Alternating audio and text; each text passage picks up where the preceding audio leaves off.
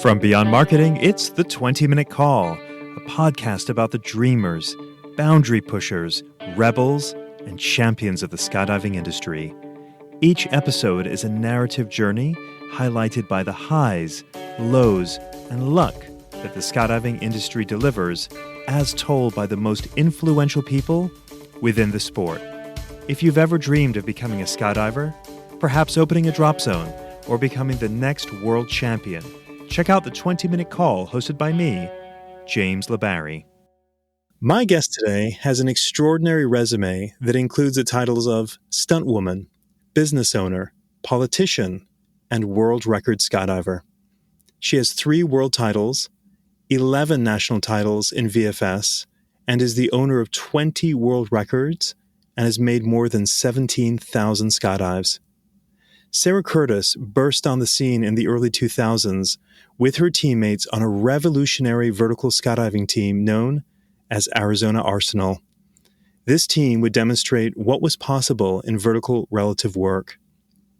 She would go on to participate and lead major vertical formation world records, co-found the Highlight Pro Skydiving team, join the Eloy City Council, where she serves as vice mayor, perform stunt work in major Hollywood productions, and co-found a business that trains U.S. military forces and serves as a consultant for container manufacturer Firebird.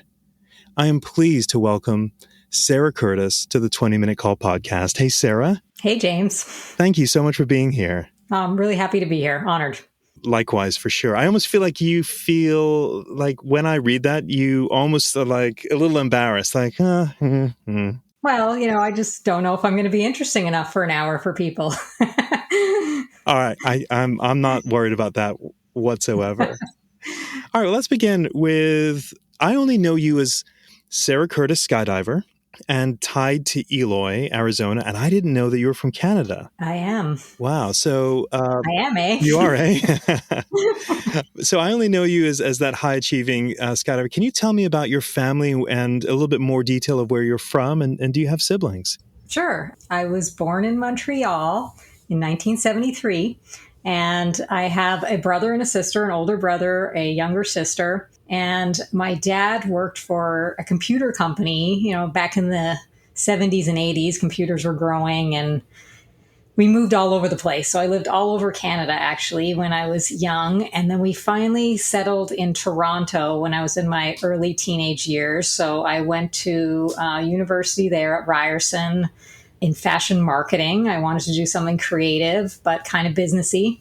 So I did that, became a clothing buyer. And right around when I graduated from school, I got the job as a buyer. I also got a car and tried skydiving. So all that stuff happened together and got a cell phone. It was really weird to have a cell phone back then, but because I had a car, I thought, maybe I should get one of these newfangled things. So yeah, all that happened together. And skydiving was kind of a hobby during my early career years. I was pretty busy with my career and was kind of traveling around the world and always coming back and skydiving in the summer on the weekends and just started doing it more and more and more, getting into it. Was there any early indicators in your life of the career or the life that you would have today? No, I don't think so. When I was growing up, I didn't really know what my career would be. I kind of went into fashion because I was like, I don't really want to, even though I loved like history and English and all those kind of subjects, I thought, I don't know if that's going to be like something that's going to make me achieve stuff in life, So I was dating a guy who was very artistic at the time. My brother is also very artistic. So they kind of guided, not guided me, but inspired me to do something semi-artistic. That's why I went into fashion marketing. And I think it was a really good choice because it was creative, but also really kind of businessy. And it gave me a lot of information about how the world works, getting into retail buying and learning about, supply and demand and supply chain and, accounting and handling budgets and all that kind of stuff. And what kind of student were you? A good student. I was always like a A-type student. I actually loved school. I was one of those weird people that really, really enjoyed school. I definitely had a couple of goof off party years, but not too bad, not enough that it drove my grades down. Yeah, I thought school was fantastic. I really, really enjoyed it. And I actually feel that school set me up very well for career and life. Interesting. So with you being very career focused on the fashion track, if you will, what was the circumstance that led you to even making your very first jump? Totally random. I was a young career person, but full of energy and going out to bars on the weekends with friends and stuff. And we went to a bar where we met a guy who was some sort of a DJ in Toronto. His name was Chris Pack. And he, at the time, was well known. And he invited me he was a skydiver. He was a B licensed skydiver. And he invited me to go skydiving on the next weekend or a couple weekends away. So I went with him to go skydiving. I didn't know anything about it. I didn't even know that you could go skydiving. Like I knew zero. I thought, it was something the military did in a vague, distant world far away from my own. Went, didn't know what to expect. Did a tandem with a guy named Peter, who was great. And a couple of other guys came. One filled me and one just jumped with us. I was totally overwhelmed, like really had no clue what the hell was going on on the jump. But when I landed, I was just like, wow, that was, complete sensory overload. But I had just had this sense that I had to try it again. I wasn't particularly, aware or in a good body position or any of those things, but it just sort of called to me like, wow, this is really scary and overwhelming. And I want to see what else there is to that. A friend of mine named Dave, who had been living in France, I had visited him there. He was doing cycling wine tours and stuff like that. So he had came back to Toronto, and he had also done a tandem in France. We were like, wow, why don't we take our lessons together and just learn how to skydive? So we did that, and we were kind of like a little buddy duo. We, did our skydiving together all the time and drove up on the weekends and really enjoyed ourselves. And yeah, that was kind of how I slowly started to get into it. So you mentioned you were, you'd be on the road and then you'd come back to, back home and do some fun jumps on the weekend. But at some point there is a shift that occurs. You're in your career and it's a hobby. What was the shift? Where did this change occur to guide you south? There absolutely was a shift. It was a slow shift, not just one big thing. First year I maybe did 100 jumps, and second year a little bit more. And then all of a sudden, all my holidays I started planning around maybe going down to Florida to, once I discovered otters, I was like, ooh, this is much better. Going down, we went down to Lake Wales or Z Hills or one of those places. We would drive down there. It was like 25 hours. We started going down at Christmas, long weekends, or just, maybe spending the long weekends at the drop zone. Then a drop zone near us in Canada got an otter, and I started going to that drop zone instead of my original Cessna drop zone. And just, it just became basically the driving hobby in my life, to the point where I wanted to compete. Dave and I did kind of a beginner free fly team at Canadian Nationals. We went down to New York and got coaching from Max Cohen. That was our first kind of eye opener of we don't just orbit around each other and try and touch each other and zoom past each other. There's actually methods to this. And, he taught us the fundamentals of level slot dock. And we were like, wow, this is really eye opening. We really were kind of in a community of skydivers that was very young. So we didn't have a lot of good techniques or anything. We were just kind of randomly figuring things out for ourselves. Yeah, slowly it just kind of became more of an obsession. And I decided that I wanted to train for a world record. I was kind of a beginner head down flyer at this point in time. I heard about these women's world records that were going on that were kind of not crazy big numbers. And it's like, that could be something that might be achievable for me. So I went down to Eloy and got, joined this training camp that Amy Shimalecki was running. And Steve was one of the coaches, and I got training from them and met Steve, and one thing led to another. And, it was kind of like the rest was history. So yeah, after that, at some point, obviously I had to go back home to Toronto, but it sort of all spiraled into, circumstances that worked out really well, like sort of a bit of luck. The company that I was working for at the time got bought out by another company, and I had a really good exit package. And, Steve and I were talking all the time and kind of getting closer.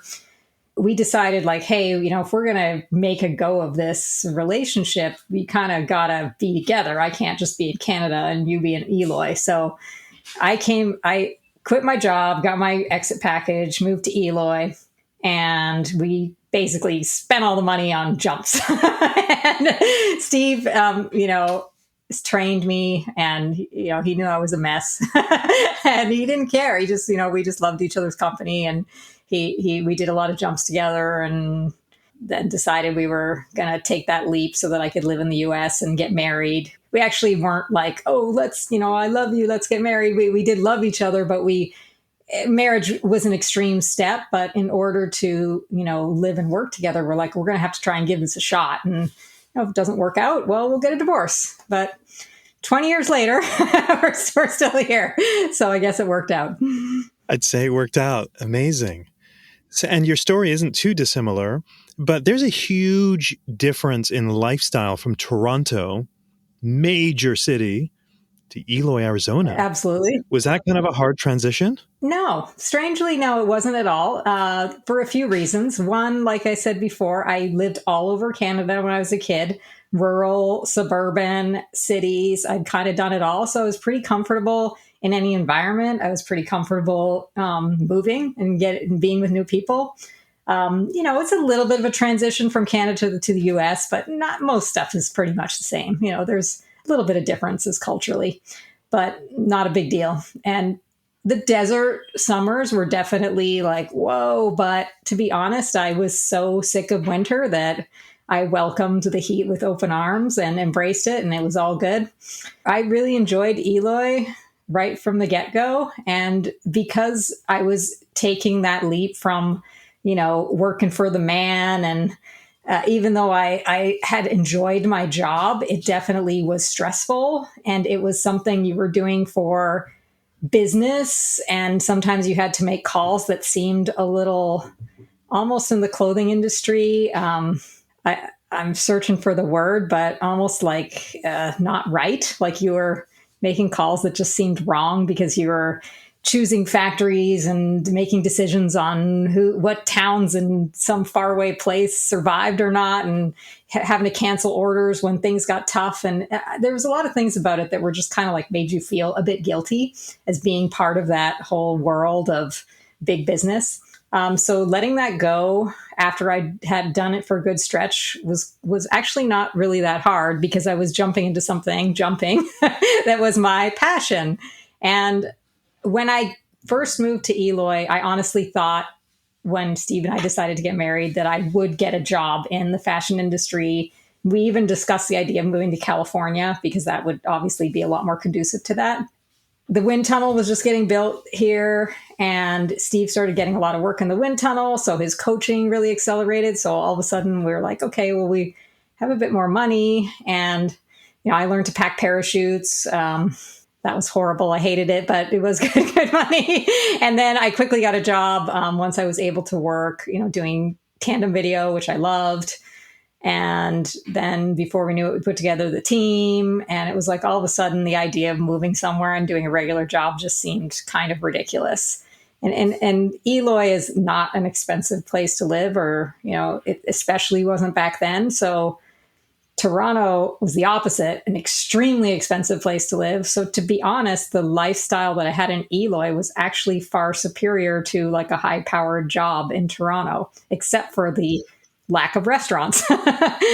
Interesting. And set the scene for me when you do arrive. I interviewed John DeVore, and, John described arriving at Eloy, and there's Omar Alhegelan, and there's Jack Jeffries, and there's Olav Zipser, and there's this thing, there's this vibration, there's this movement happening, in free fly. How far after that did you arrive, or did you come sort of in the midst of it? Well, I think a little bit after the main push. I actually had visited Eloy in 2000 and actually done a jump with Steve. He was an organizer. I was friends with Jay Maletsky. He was from Canada as well. I had visited him with another girlfriend of mine named Judy in 2000. And I think what you're describing, I really felt then. I had only 400 jumps at the time, and there was all these big players and everybody was so famous, and free flying was just like kind of, really going off. So I know that feeling that he's talking about. And I remember meeting him down in Pahokee and having that same feeling, like a little bit starstruck, a little bit like, whoa, all these people that I saw in videos doing all this cool stuff, here they are. But by the time 2005, I moved to Eloy, those people were there still, but for some reason it felt a bit different. I think I was just a bit more mature of a skydiver, maybe a bit more mature of a person. I also instantly connected with both Amy and Steve. And it was a cool scene, but it wasn't as intimidating as it had been when I visited there 5 years ago. If you're a DZO or DZM listening to this podcast and you're not using Burble, I've got a question. Why not? If the reason is price, what's the cost of your time? Other booking and manifest softwares are a one-size-fits-all. Burble was built from the ground up by a DZO for DZOs to maximize efficiency. Now, isn't that nice? There's no software that compares. Choose Burble. Burble. My first time to Eloy was, 2006, 7, 8-ish. And I remember watching you all competing as Arizona Arsenal. I was blown away. It was like a different world. I'd never seen flying like that. And maybe it was you, but what I couldn't wrap my head around was the videographer. I couldn't figure out how they were flying head down, and I'm just imagining, sort of neck tucked down to get everybody in frame. I was blown away by just that level of skill coming from a very RW focused drop zone. And Arsenal, I feel like, was sort of this major awareness that, look what's possible. Look at this degree of skill. Can you share about what it was like coming onto that team? Because you're like, I was a mess, and Curtis helped me out. And, but clearly you got really, really, really good. It's amazing how good you can get when you do a lot of jumps. It happens fast. But yes, I wasn't a mess, but I wasn't I wasn't a really skilled skydiver. Even when the team started, Amy wanted Steve to be part of her team. Dusty Smith was actually one of the original people. Amy was the one who sort of put together the team. Then she was like, I wonder, I was Steve's new wife. She's like, I wonder if Sarah's capable of doing video. We didn't even know if I was good enough to do it. And we all just kind of started jumping together. And in fact, it's really funny to look at those first 50 jumps we did together. I wasn't the only one that was struggling. Everybody was, everybody was like just doing block 4 where you transition from your head to your feet and back. It was like so funny. We were just miles away from each other. And we first started doing video. We tried me doing it upright. The cameras didn't have stabilization back then. It was a big camera with a tape on top of your head, and it was super shaky and it looked weird, and it was really hard to drive forward, and back and stuff like precisely. So then Steve was like, hey, why don't we try it with you on your head, just kind of looking back up at us. So that's what we did. And instantly that got better. And Steve had done a lot of video work. He had filmed Amy for Freestyle, and he was just come off doing a stint of belly video for Airspeed. And he had done a bunch of different stuff with video. So he was pretty into video. Like, he used to make me... he built my helmet, and he would build his own helmets, and he made me walk around the house with a ring sight, framing everything, and then check that I did it right afterwards. He was giving me, he said, this is what I used to do, and that's how I figured out how to frame so well. And this is what other camera flyers before me told me what to do. So, I just did it all, and it quickly got better. So we learned that there was the combination of learning to fly and learning to fly camera. And the team was learning to fly tight, got better and better. And then a switch happened. Jason came onto the team, and he was also a really good video flyer. So he gave me a lot of tips. And Ty Losi was the other person on our team as well at that time. Him and I had, just before Arsenal formed, had kind of been part of this fun VFS team to just experiment with VFS when we just first heard, and Melissa had kind of come up with the blocks and randoms. So I was like, hey, you guys should snag this guy Ty, because he's like the best one on my fun team. He really knows what he's doing. He was kind of new in Eloy too. So yeah, he ended up being one of the most, probably one of the best VFS flyers of all time, in my opinion. Yeah, it was kind of just all coming together. Like we were just all experimenting. And because the video, not right away, but after, 1,000 jumps of it, got kind of easy. Maybe not easy, but like a little bit boring or something, let's say. I really had to make it interesting for myself. So I started like really getting into moving my position to film all the randoms perfectly so there'd be no bust, and trying to fly as tight as possible without burbling them. So I'd always walk with them, so I understood exactly what was happening on every jump.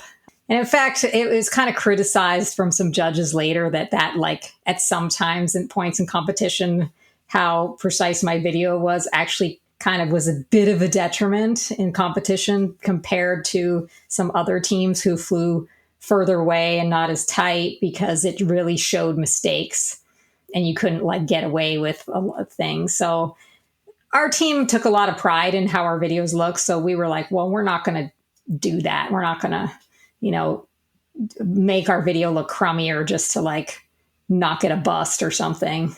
And I'm glad we did. I'm glad we went that way. I didn't know that the video I was watching and I so admired was yours. I was the video flyer for several years. Yeah, for 5 years. Yeah, I just remember it was impressive to watch the players, if you will, but trying to figure out how you were capturing it was kind of mind-blowing to me. I could only imagine, to get it in frame, that you were tucking your chin in and flying so dynamically. Yeah, it was amazing. So, wow, you had a fan that I didn't even know who I was a fan of. I'm glad to know that it's you. Well, we used to practice even in the tunnel. Like they would fly up, we'd power it up, and I would fly like underneath them and practice that position in the tunnel. And yeah, I just got really used to flying like that. In fact, when I started doing inside flying myself, it was like hard for me to adapt, and I wasn't very good with my arms because I was always just like, using my arms to like move and side slide. So it was like a kind of a shift into working with grips and all that. But yeah, we had a lot of fun back then, learning and figuring out how to do VFS and kind of trying to set some standards in the sport. I mean, you were quite literally a pioneer. I hadn't realized that, when you mentioned, should you, be sort of in the stand position? No, we should be going down, head down to be able to capture this in video. There was no prerequisite. You were there from the start. It's really, really cool. What happens a lot, Sarah, is people will go to, say, Eloy, and they jump real hard and they're on very successful teams. But then what? Like, what's the next thing? How do you make a career out of this? What did you do after Arsenal? Well, it kind of happened during Arsenal. It was, a little bit of luck. More and more military groups started coming to Eloy to train. Steve had done a little bit of work with some military groups, and they had come to the drop zone and they were kind of messing around trying to like sit fly and learn some exits. And Steve just started helping them. And he was like, hey, do this, do that. And, they were big guys and he was a big guy. So he kind of understood what they were struggling with and stuff. And then, they were like, hey, you want to come and fly in the tunnel with us later? And, then we kind of kept seeing these people over and over again. And they had already been doing a little bit of work with some civilians, some really good belly flyers, but they were interested in free flying as well. So they asked us to, coach them. They said, hey, you have to set up a company and you have to do this and you have to do that. And they kind of told us what to do. And Steve was like, I don't know how to do all that, but maybe my wife can. So, I was the one who kind of helped set up the company, and the team all got into it. And we just started getting hired for jobs to video things with the military or train them in the tunnel. Jason was doing a lot of the tunnel training at the time because he was working at the tunnel, and we would video whatever training they were doing. And yeah, it was just a lot of fun. We even did some fun jumps and training camps with them, and, different groups and different people. And yeah, then that kind of became our side job. So that was like our team's main job. on the side, and then we'd train with Arsenal, and that was kind of what we were doing for a few years. Yes, there was civilian coaching too when it came up, and that was the tunnel was new, so people were really excited about learning to free fly in the tunnel. So there's definitely a lot of tunnel coaching as well. Before I shift away completely from Arsenal, was there any time period, like when you reflect back on the days of Arizona Arsenal, that makes you smile, going like, "Wow, we really did some amazing things during that time"? Is anything that just pops out in particular? I mean, there were so many cool things we did. Like stupid little things. I mean, yes, all the competitions, we went to a couple of world meets and World Cups. We were in the first World Cup and the Test World Cup, Test Nationals, all that stuff was fun. We went to Singapore for a tunnel comp, and yeah, there was lots of really cool things and medals, like a lot of silvers and golds. A lot of silvers, unfortunately. Lots of other good teams out there too. But I think we did dumb stuff, like we burned a big Arsenal logo in the grass at Skydive Arizona right before their reseeding, and did like swoops through it and split the landing area. We did tons of amazing things with the military, which unfortunately I'm not allowed to talk about, but I would love to tell you about. We did like fun demos. There's probably more things that I'm forgetting, but yeah, we had a ball. So at what point are you introduced to doing stunt work? A little more recently, actually. Luke Akins was kind of the guy that got me into that. And to be honest, I think the only time I got really cool stunt jobs was when the regular people in California weren't free. So yeah, I'd done a few things like commercials with Joe Jennings, like over the years back in the day, like when I was younger and stuff. Definitely got a few good stuff with Greg Gasson, Joe Jennings, like a couple Super Bowl commercials. But Luke started getting into, managing stunt work, being more of a stunt director. And he a couple times needed just a small girl. And, I was pretty close in size to Roberta Mancino, and we worked together on 2 movies, and that was super fun. She's great. And I knew her from Eloy back in the day too. It's not very often, but when it happens, it's a real blessing because 1, it's good money. 2, it's so interesting and fun and just totally different, and getting dressed up in costumes and having to skydive like out of your comfort zone with like no goggles and altimeters, and you have to, it always has to be a one and done for every shot. That's a lot of, it's pressure, but it's the kind of pressure I really enjoy. So I definitely like it a lot, and I'm super grateful when it happens. Any productions or movies that we may have seen? I know I've seen a Doritos commercial, I think, with you from the Super Bowl, if I'm not mistaken. No, Nope. That must have been someone else, but there are a few other girls. So let's see. So the commercials I did, there was a Kia commercial where we all had to dress up like stuffed animals. A big one that we did a lot of jumps with was the Chevy Sonic commercial from the Super Bowl, probably like 10 or more than 10 years ago. And there was also, they did like a Top Gear show on it. And that one was great because we jumped with a bunch of cars. That was the first time we jumped with cars. And then one of the cars that we jumped with, that was the car that landed on a static line, landed fine. And I actually bought that car from the production for a few $1,000s, and it was my car for 5 years. So I actually did a skydive with my car for a while. That was kind of a fun story. That is a great story. Yeah. And then movies later with Luke. The first really big movie I did was Black Widow. So that was a Marvel movie. And again, I'm pretty sure I only got the job because Hannah Betts wasn't free, but that's okay. She was doing a Sandra Bullock thing, I think, at the time, and it was pretty awesome for her. So that was super fun, and I worked with Roberta on that, and we both switched back and forth and got to be the 2 main female characters, Scarlett Johansson and Florence Pugh. We never got to meet them, but we got to wear their costumes, so that we did lots of skydives for that. The movie's actually just about to come out this July, did a dream sequence scene for My Spy 2, which is kind of like a family action movie.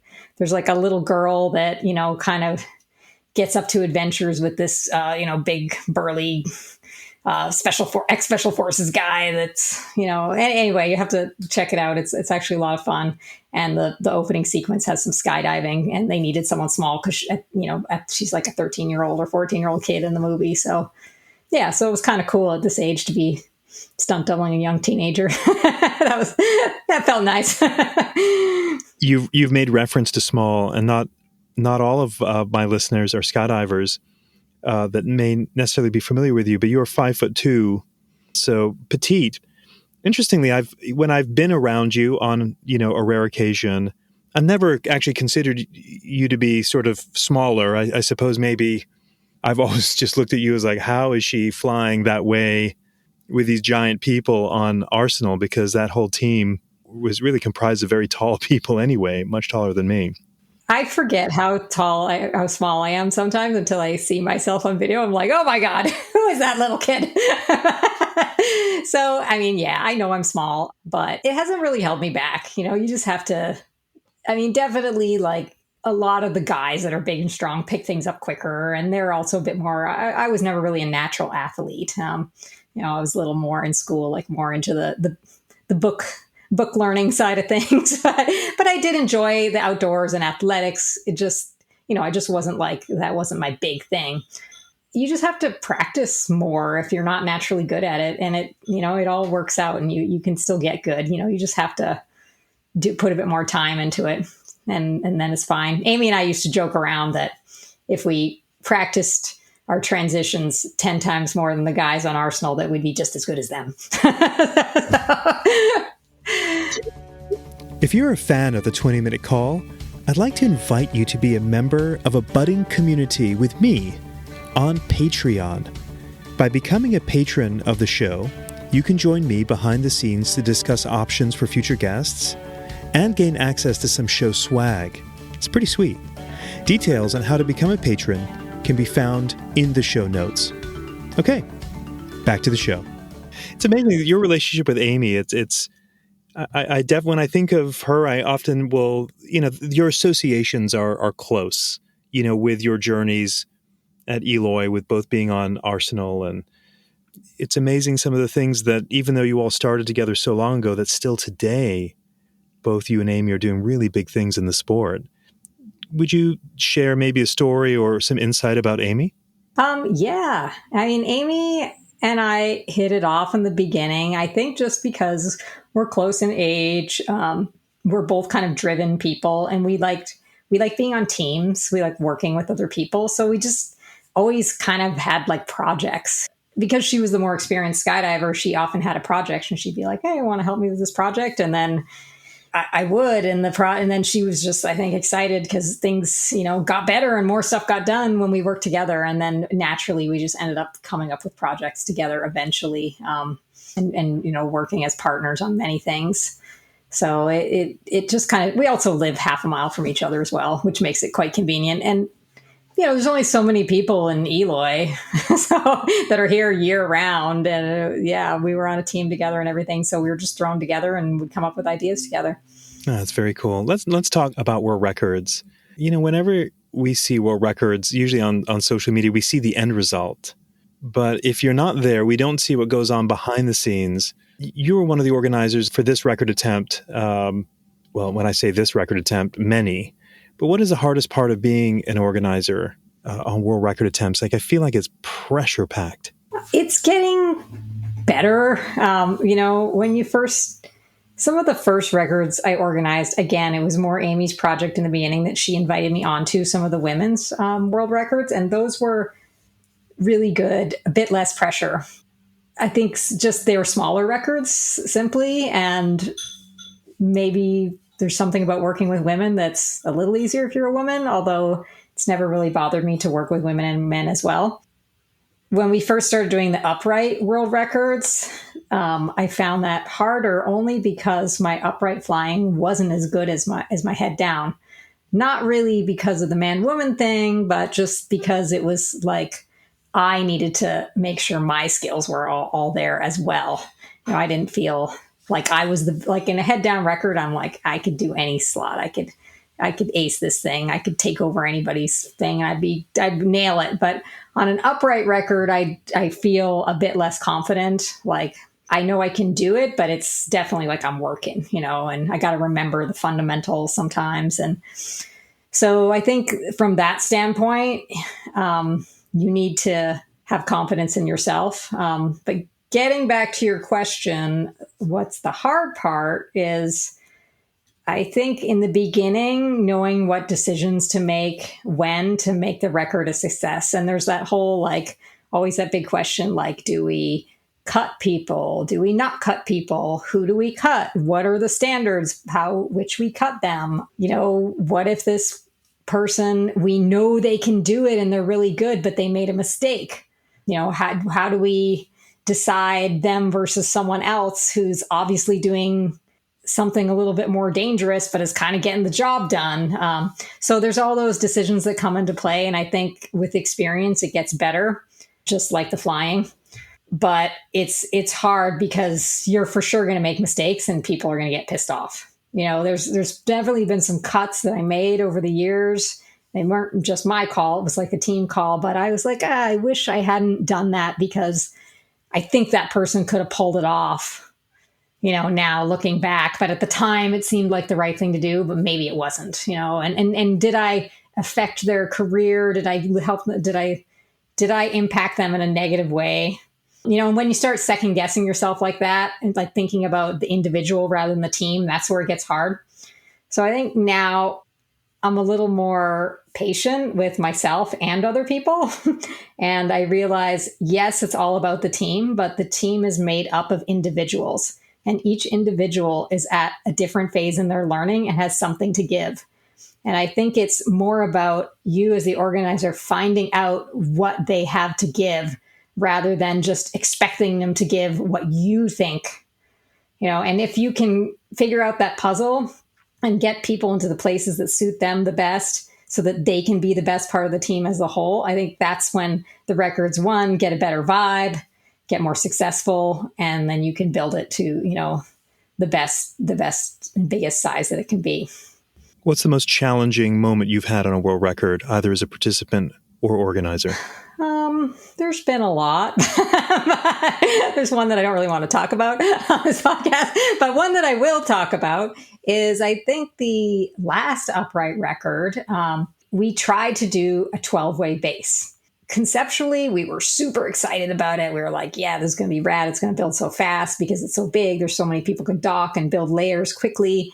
And yes, all those things were true. And we stacked it with world's best flyers, really amazing people. And we're like, there's no way this thing can fail. Sometimes it was great. And every fourth or, jump, it was just a gigantic mess.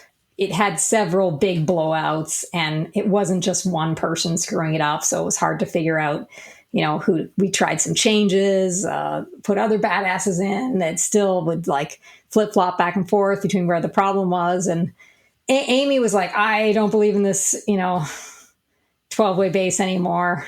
But at that point, it was we were so invested, it was hard to walk away from it. So we didn't, and we still built a record. We built the 84-way, but after that record and talking to the belly flyers who had gone through the exact same thing and, said, hey, we did the whole tried making bases bigger and bigger. And at some point it starts to get more unstable and fall rate slows down and everything gets more difficult. And, belly flying and free flying aren't exactly the same, but there are definitely similarities to large formation skydiving of any type. And, we decided maybe it's better to go back to the 8-way base. So that's what we're doing this time. And that's what we did for Project 19. And we feel good about it. I think that's kind of happened. I know Rook's kind of been going through the same struggles a little bit with his world records, his head down world records. He's done some 10-way bases. And I can't remember if he did a 12-way base or not at one point in time, but there's some things about them that are difficult. Again, a 10-way base is doable, but it's not symmetrical. So you don't have an exact cross partner. Sometimes the way the pods connect, it changes the shape and dynamic and the spacing in between. So it makes it difficult to have connector lines. So there's all these different things and, pluses and all those little engineering decisions that make it, tricky. So now with, Matt Fry and some of the other newer organizers on the scene, we're experimenting with doing lines and pedals and whackers like we used to, back in the 2000s and all new things. So we're just constantly trying to do new stuff. And I think we're learning every time. It's getting better and better, but it's always hardest on the newer participants for sure, because they're the ones that are at the edge of their skill level. And I think it's important for us to make it as easy as possible for them to do their job and not expect the reverse, if that makes sense. Yeah. And I want to say, Sara, as I listen to you talking about this, you still seem so passionate. Like you've been in this game for, more than 20 years in Eloy, I suppose. And I know a lot of people burn out of this sport. But as you're talking about new engineering and the next record, and having just watched a movie, which I'll talk about, where you appeared, I feel your energy is still very engaged. How is it that you still are passionate after so much time, and having seen so many people sort of come in and come out of the sport? And of course, the sport has its own share of drama and blah, blah, blah. How are you keeping going? I don't know. It just kind of happens. I definitely this spring has been a physical struggle, because in November, I realized that my rotator cuff was torn pretty badly. It was really hurting, and it had always been kind of an issue from BFS days. Like, we really were hard on our shoulders, but it wasn't really that bad until last November. I got an MRI and I was like, oh, crap. So I knew I had to get surgery, but we had Max Pyro coming up in March. And I was like, there's no way in hell I'm missing Max Pyro. It's my favorite event, and we've been working on it for a year. So I basically just held it together with kinesio tape and until then. And then Curtis, at the same time, right around November, had a little stumble on a landing, doing some tricky military thing, and cracked his ankle a little bit. And he was like, well, there's no way I'm missing Max Pyro. So, I'm going to just keep jumping, because it wasn't too bad. So we're both starting to hurt, bad shoulder, bad ankle. But we're getting through it. We're working, doing a lot of really cool jobs that we're super into. We're still going hard. We do Max Pyro. It's a great success. And then immediately after Max Pyro, I get my shoulder surgery. So now I'm 6 weeks out. I'm just kind of being able to lift my arm on its own now. I've been doing PT, and my doctor's got me on a pretty strict protocol where I can't move too quickly through, because it was a full repair. In my mind, I was like, I'm going to heal so much faster than everybody else. So he's like, no. You got to do this, this, and this, or you're going to be right back here. So I've been, following as best I can. And Steve actually tore his shoulder a month ago in the tunnel. I think it just, same thing. We're just always charging so hard, and he's hard on his body too. So his tear, luckily, wasn't too bad. But he, when the doctor went in there at the MRI to check it all out, he's like, oh my God, your bone needs to be debrided. That's why you're having the tear. So he had to get surgery too. Luckily, his won't be as bad a healing as mine. And then on Monday, he's getting the ankle surgery as well. So, because it healed okay, but there's a few things that the doctor was like, yeah, we could fix this up a bit better. So the long term, you're going to be good. So make a long story short, we've had to deal with a lot of wear and tear this year that, built up on us, and that can get you down for sure. But because we, have all these cool things going on, like Stand Together coming up this fall, we just finished Max Pyro, and we love our military work. It's so satisfying. We're excited to heal and get back to it. We had a really nice scuba diving vacation at Christmas too, and that kind of made us feel better as well. So imagine being a little bit on the sideline, gives you a break away from it too, that maybe builds up the hunger to get back. Let's talk about Max Pyro, because you mentioned it twice. That is the most unbelievable thing I've ever seen in skydiving. And for those that are unfamiliar that are listening, this is basically a large formation of people jumping head to earth with pyrotechnics strapped to their feet, soaring out. It was spectacular. And I will put the video in the show notes for those that haven't seen it. How did this idea come together? And can you just give us some behind the scenes information about Max Pyro before the world got to see it? Sure. The first Max Pyro was in 2020, and it was all Konstantin Petricuk. Sometimes I mix up how to say his name, but he came up with the idea. He's just totally like into figuring out crazy ways of doing things. So we've done a few cool projects with him, some that are secret and we can't talk about, but often involve blowing things up. So he came up with the idea, and then he got Matt Fry to help him from, like the organizing the big way stuff. And then at the last minute, he was like, I really want Sara and Steve to come and help me organize this so that, we can get their expertise. So we came at the last minute and joined them. The first one, we just kind of got on board at the last minute and more helped with the skydiving part, not really the pyro part. And we were like, oh my God, this was so fun. We loved it. Everybody there had such a good time. So, we one day wanted to do another one, but that was right at the start of the pandemic. So it wasn't until this year that we finally got, organized to do Max Pyro 2.0. And right at the beginning of when we decided to do it, all the costs of everything had gone up, like literally quadrupled, of the pyro, of all equipment, jump tickets, maybe not quadrupled, but jump tickets were definitely hugely more expensive. Formation skydives were almost doubled, to go to high altitude. So everything was a lot more expensive for the participants. So we really had to plan it out well. Konstantin actually got a lot of sponsorship to help out with the costs. Konstantin also got in the military somewhere amidst all this and was training. I'm not sure if I'm allowed to talk about his training, but he was in the military and he deployed. So all of a sudden it was like, okay, Sara, here you go. Now you're doing everything. I was like, oh gosh. Okay. So luckily Matt Fry was, there to help me, and Amy and Curtis. Curtis did a lot of the technical stuff. Like he built all the smoke brackets, and Matt helped Amy and I with just judgment calls and the formation. And Amy's always really good at help do it. She kind of takes over on marketing side in terms of social media and all that with her Red Bull experience. She's super good at that. I'm terrible at that stuff. So we all kind of found our thing, and Konstantin was just wherever he was doing his thing. And he literally got back from his deployment a week before the whole thing started. So, yeah, it was good. It came off, but he was able to communicate with us enough to get us on the right track for the pyro stuff. But yeah, it was a great success. And one of the best things about it was our team. We literally had people come to Max Pyro that were normally people that would only do events where they're organizing and they're being paid, really, really high level people. But they saw how cool this was and they wanted to be a part of it. And they came, and we were able to, do it in 4 jumps, no issues. We built a record in the day, but it's not a record. We built the record jump on the first jump, and it was perfect flying formation with perfect levels.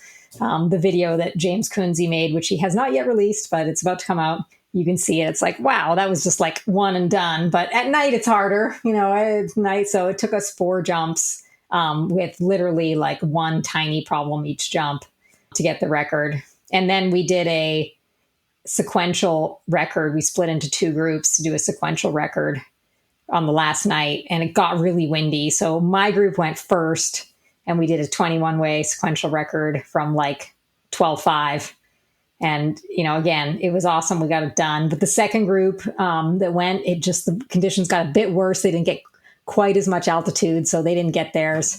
Really no fault of their own, just they just kind of got hosed by the conditions. So we got the 2 records, and, it was just a really good experience for people. The other thing that I want to say about Max Pyro that was really interesting is we had this whole team of helpers that were doing the, setting up the pyro for us every jump. And, when we'd land, they'd take our equipment and they'd re-rig it because it all had to be connected in a certain way. I was the person that was lighting all the pyro for the base as I made my approach before my dock. And we had to make sure that mine was connected to their units. And there was a lot of technical stuff that had to happen each jump.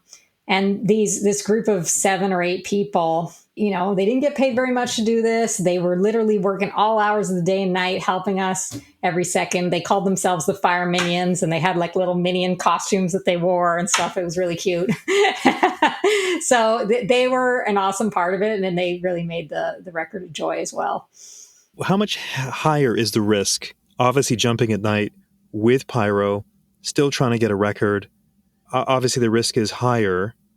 Do you feel scared? Yeah, You seem very confident, Well, I have quite a few night jumps personally, but yeah, it's for sure scarier than day jumps.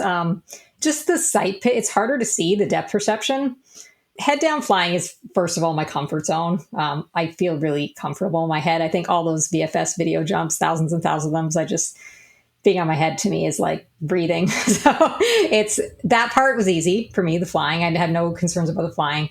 And I've done, some night jumps with the military. I used to base jump when I was younger and did a lot of night base jumps. And I, feel pretty confident at night, but there's definitely like an added element of fear, right? Especially under canopy, because we were flying fast canopies and it's, you're going pretty quick and blah, blah, blah. You can imagine it feels just a little more nerve wracking when that canopy opens and you got to check who's around you. That's always, to me, the most like heart rate pumping part of a big way is, the break off and then opening your canopy and checking your stuff and making sure you have a safe landing. The actual building of the record to me is not that scary. And it was similar on the Max Pyro. Definitely lighting the pyro for the base was a little bit like, I got to make sure I do this or else it's not going to be good.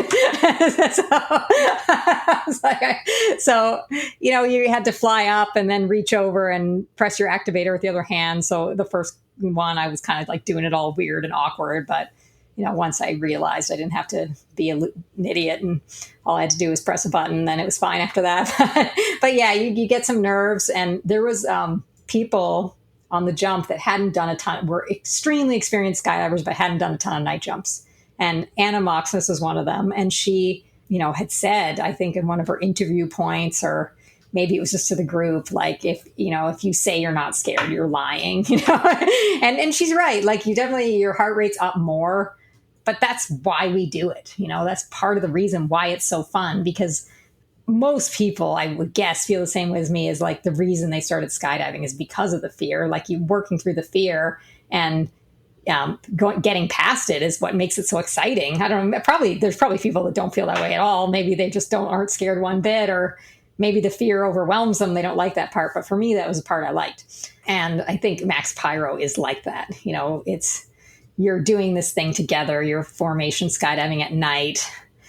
You've got fire devices in the plane. There was a whole bunch of added risk that it matters. Like, what you do on that jump matters for the whole team's safety at a much higher level than just your typical day jump.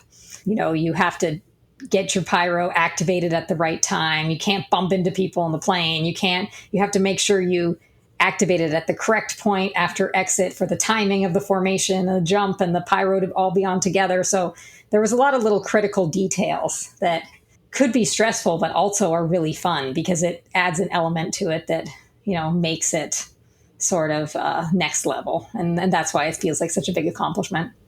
You are such a cool customer. It definitely appears to me that part of the reason why you are in these leadership roles with big ways is you come across to me, my impression of you, Sara, is somewhat stoic. You're not rattled. Do I have that right? Yeah, or like at least I'm good at faking it. No, I mean, that's Amy's, one of Amy's, like, because we work together a lot and are almost like sisters. One of her big criticisms and praises of me is that I don't get overly emotional.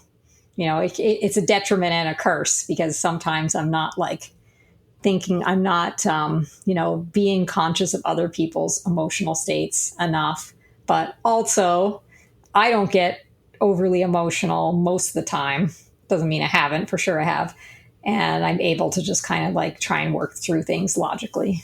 Who have been some key, other than your husband, Steve Curtis, who have been some key mentors for you that have really helped you in your career?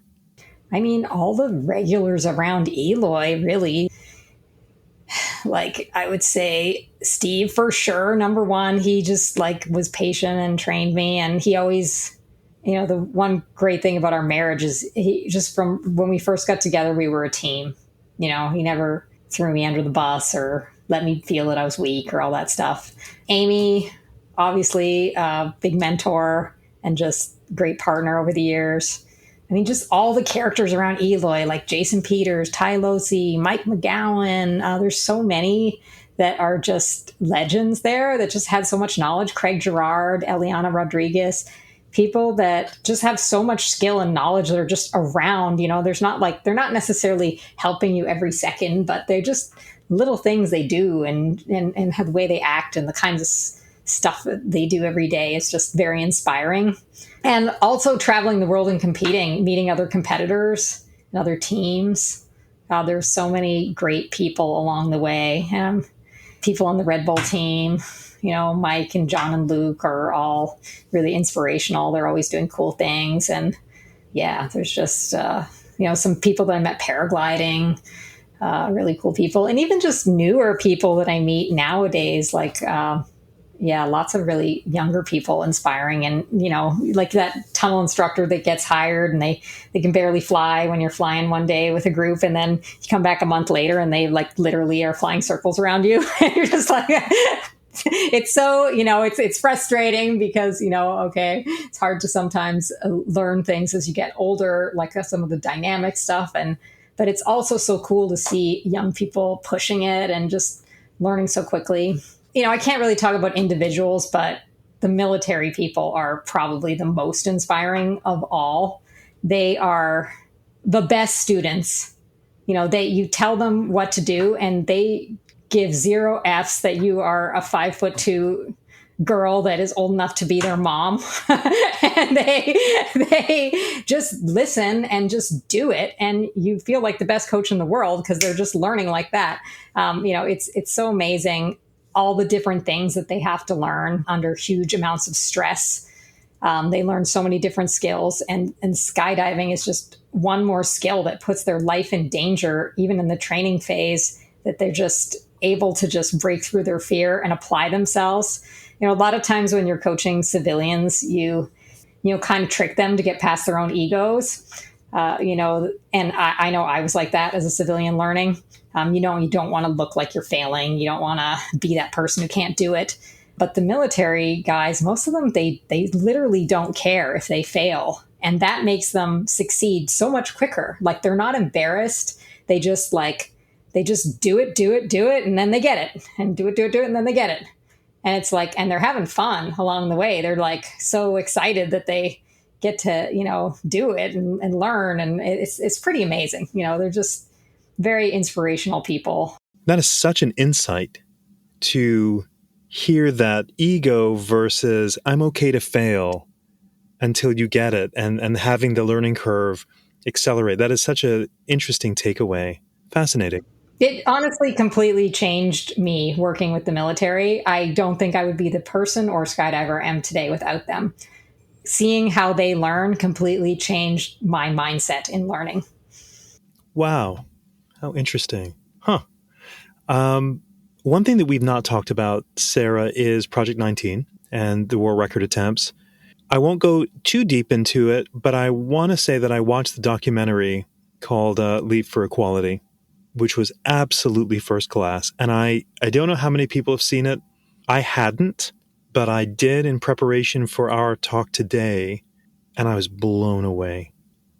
It was so good, and it was immaterial to me whether you all got the record or not, just seeing the connection of everybody trying to get the record, everybody working so well together, and then learning about history mingled in. It was almost like I was suckered. I was here for a skydiving documentary, and I learned all about the women's suffrage movement and didn't feel like I was being exposed to a history lesson as much as I was just completely connected for that 30 minutes. It was great. And can you just share what it was like being on that and your comment about the documentary? Well, the documentary was just, I got 2 words, Mike Brewer. So Mike Brewer really produced and did all the behind the scenes filming for the documentary. I can't say that we weren't a part of it because we were the project, Amy and I and all the other women that were part of making it happen. But Mike and the camera guys that we used, they shot amazing footage, all of them. And then Mike kind of had this idea to, build this documentary along with our sponsors just kind of throughout the project, making it happen, and was, taking shots, and the educational part of it sort of developed from there, because the same thing kind of happened to us as it happened to you. Like, we learned about suffrage along the way in Project 19. Like, yes, we knew we were doing something to celebrate the 19th Amendment and the 100th anniversary and all that stuff. We knew that, but like throughout Project 19, especially in our downtime in the pandemic, I like read books on suffrage, started learning. We like talked to historians, and all that stuff started to come out, and we started to share it with the other women involved. And then Mike started learning about that. And he came with us to the tunnel project in Abu Dhabi, and he sort of became part of the team. Yeah. And we had like Steve and Frank and lots of other guys that were kind of helping us along the way. And they all contributed a lot to the documentary. So, it wasn't just a female only project. It was definitely like how the original suffrage movement happened. Like, it couldn't have happened without the men too, like, the men had to vote to give women the vote. And yeah, there was a lot of men that were, against it, but there was also a lot of women that were against it. It was a mentality shift for everyone, males and females alike. And it was a mentality shift away from these are two different classes of people. And we kind of learned that through Project 19. And I'm glad it represented well in the documentary. Because Mike really did a good job with the storytelling and getting that message across, and putting in that historical footage and mixing it into the skydiving. Because I think skydiving footage, although cool, it's a bit repetitive and can get a bit boring, especially for non-skydivers. And he made the story not boring. For, like you said, you want to watch it for the skydiving, but other people are probably going to be looking for a little more. They're going to be they're going to get a bit bored if they just see the same head down jump over and over again 20 times. So yeah, he did a good job bringing the meaning and purpose of Project 19 into the documentary and teaching people about the true message. And I'm really proud of what he did there. He did a great job. He really did. I texted him immediately and said, wow, just absolutely a tribute to skydiving and everyone that was involved in that project and the greater awareness. I came away from that amazed by what I learned. Yeah, it was cool. And our 3 camera guys, Ewan, Steve Curtis, and Norman Kent. I mean, they're all just like incredibly professional pros. I mean, Ewan's just like super creative and gets really amazing shots. And Steve got a red camera and built a special helmet specifically for Project 19. And, was doing great with that. And Norman always just takes the most artistic, beautiful views. So having those 3 and then Mike Brewer and his stuff combined, it was just, they did a great job capturing the spirit of everything. This podcast is sponsored by Beyond Marketing, the digital marketing agency for the skydiving industry. Now, I'm not a fan of lots of ads during a podcast. I mean, who likes ads? So I'll stop talking about how marvelously wonderful Beyond Marketing is. But if you're curious about what the amazing people of Beyond Marketing do to help drop zones and manufacturers thrive, then you should check out their website at dropzone.marketing. That's dropzone.marketing. Wow, what a career you've had. Let's pretend that you're retired and it's 20 years from now. And you're sitting on the porch overlooking a sunset there at Eloy at the drop zone. What are some of the moments that when you would reflect on your career that would make you say, wow, I can't believe we did that? I feel like I just talked about all of them. That's fair. We did talk about a lot of high points. But yeah, gosh, there's probably more. I mean, to be honest, some of my most interesting memories are some of the things that done with the military, which I can't talk about. There's another really cool project that I can't talk about that we did that is so memorable. I don't know, just all the people and the kind of like skydiving family that you build along the way, and just all the travels, all to so many places that we've been. I mean, we did some stuff with Rich Graham where we went to Costa Rica and Maldives, and Steve and I did some jumps in Hawaii with Luke Akins and, Roberta and Jeffro when we first got together. And some of the places we traveled to Arsenal, traveling to Singapore and Russia, that Russia world meet was crazy with all the fires. It was super hard to get out of there, and we got kind of trapped there. A bunch of people did. There's been some really interesting moments over the years for sure. I'll probably be sitting on that porch thinking, darn it, I should have had kids, but I didn't. I did all this other stuff instead. So Awesome. Amazing career, but you also have a political career. You're on the town council at Eloy. Let me make sure I get this right. You're the vice mayor.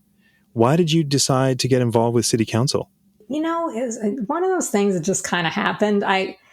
George Reuter, who's the owner of Firebird, was on city council. He had come from a family in Luxembourg that was kind of political. So for him, it was kind of just like a natural thing to do.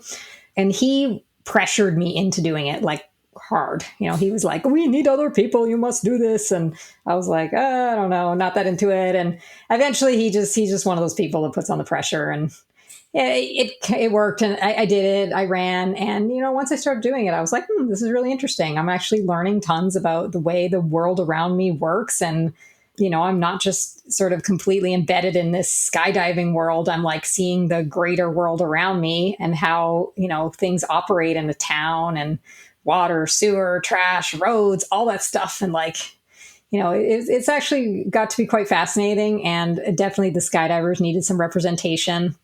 George ended up moving to Florida, so he was gone, and now it's just me of the skydivers on there. But I've gotten to know the rest of the community, not just the skydiving part of the community, through that, because Eloy obviously has a whole other community than just skydivers. It's got a really kind of historic Hispanic community in the downtown core, and then there's a big retirement community called Ropes and Ranch with a lot of really interesting people there.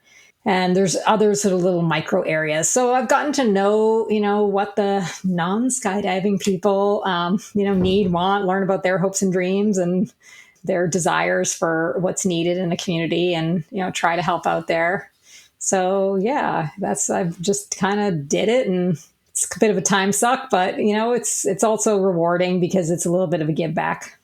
What has surprised you the most about learning about local politics? Just government, again, I was from Canada, so I didn't really I know how the US government works. It's not that different, but it's a bit different from Canada. I think some of the parts that are a bit negative is how slow everything happens. I was surprised to learn that there's open meeting laws where you can't, I can't just call up all 7 of my counselors and be like, we got to talk about this issue and work it out so that when we get to the council meeting, we have a solution. Oh, that's completely illegal. You're not allowed to do that. You can talk to 1 or 2 other people, and then everything has to be discussed in an open meeting in front of people, recorded, blah, blah, blah. You can't just have offline conversations and, make backroom deals. I mean, you can, but it's not allowed.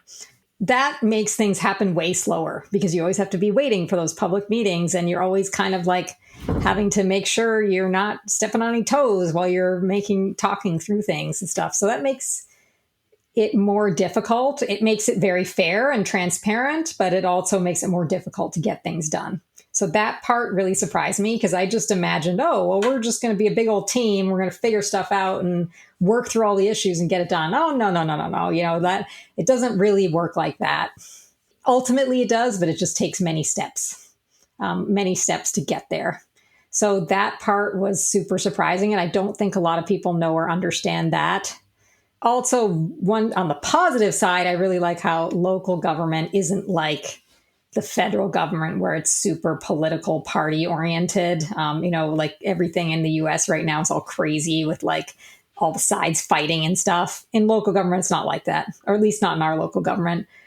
People may have different opinions, but they seem to work together, and there's no partisan lines. You don't have to be part of a party, or it's actually called nonpartisan politics in local government. So you're not running as part of a party, which is great for the environment right now, because who wants to be part of a party with everything going on right now? That's nice. It's nice because it's a little bit more of, although the things move slow, it's more of a team. How does the local community of Eloy feel about all the skydivers that, everybody eventually comes to Eloy to jump at Skydive Arizona, and when we come through there, it's we get off the exit, go past a grocery store, depending on the way you're going to the DZ, and we go through the community, but we have no idea anything about the community. What's their perception of us? I think before George and I got on council, there was not much of a perception. It was like, oh, those crazy people that skydive, let's go watch them on the weekend sometime. Maybe we'll go once a year and watch them jump or something. I think it was very separate. Not many people knew each other. There's obviously a few locals that worked at the skydiving center in different positions, but there wasn't a lot of interconnection. Now that's changing. We try, for the 4th of July or they have a big kind of Hispanic festival called Fiestas Patrias. We jumped in. They had another big festival that we jumped into. So my husband jumped in when the high school won the state championship football. My husband jumped in with their flag. And we've done kind of some stuff like that to kind of let them get to know us and vice versa. So I think now they kind of think it's cool that their town has this thing. They're starting to understand what it is. From a government standpoint, I think they're starting to understand that it's a big part of the local economy. They definitely did not understand that in the past. And there was, poor Larry Hill has been, at times had to fight with the city over many issues. And they didn't realize that, look, a third of the freaking people in this town, depend on that for their livelihood. And a lot of the big higher income people in this town that are spending money in this town are spending it because of that skydiving center and the jobs that they have there, or the side hustles or whatever, has resulted from that. Military people coming through, you name it. And I think that was only really recently understood. So I think that now there's a partnership of sorts that's starting to happen. Let's hope that it stays. Let's hope that because Eloy's positioned really between Phoenix and Tucson, so it's kind of growth is sort of inevitable. I don't think we can stop that train from coming, growth in the town, even if we wanted to. But now it's trying to manage that growth in a responsible way so that, one, it's good for the regular citizens of the town, but it also doesn't screw the drop zone and the people that live there, because it's a big part of Eloy. And it's definitely, in my opinion, the thing that makes Eloy amazing. The reason why I live here. So I feel privileged to be on council for that reason, that I can represent that portion of the population. Your fellow council members must think you are so cool. Or so crazy. Last question. For those that wish to make a career in skydiving without sort of losing themselves or the passion, what advice would you give for those coming into the sport? I would say, I think it's a reason, I've thought about how you said how I haven't lost the passion. I think it's because I've done a bunch of different things. So yes, find something that you can get income from and that you enjoy. Don't just only do tandems forever, because your arm's going to get really sore and you might get burnt out. Try and get involved in different things, organizing events, competing, working at a tunnel, getting a job on the DZ, maybe part-time for a little while, maybe working with the military, whatever it is that's going on, or maybe a gear manufacturer, learning about gear, get into rigging, whatever it is that's kind of your thing. I think personally doing a bunch of different things keeps you engaged. It also makes you versatile. And in a kind of a gig economy like skydiving is, something can fall apart very quickly. And if you have other eggs in other baskets, then you can just kind of go to one of those baskets. And, that's definitely worked well for us, for me and Steve, because even now we've got our torn shoulders and we're sitting at home, but we've, done other things so that we're kind of still working. Just spread yourself out a little bit, try and enjoy different things. If you're not that type of person, then at least find something that you love within it. And Sarah, you didn't think you were going to be interesting enough for this podcast. Thank you so much. That hour and 15 just blew right by. What an incredible career. And most of all, Sarah, thank you for being such a great ambassador for our sport. You handle yourself forever with class. I've never heard a negative thing ever said about you. Oh, I'm sure they're out there. But thank you, James. I appreciate it. I appreciate the hour. And just thank you so much. Thank you so much. Hey, everyone. Thanks so much for listening to the 20-Minute Call podcast. Please do follow us on your podcast app so you always have the latest episode, which is released every Monday. If you want to contact the team, our email address is podcast@beyondmarketing.xyz. This episode was edited and engineered by Garnet Znydrick of the YouTube channel Blue Skies, Fun Days. Thanks for listening, and join us next week for our next episode.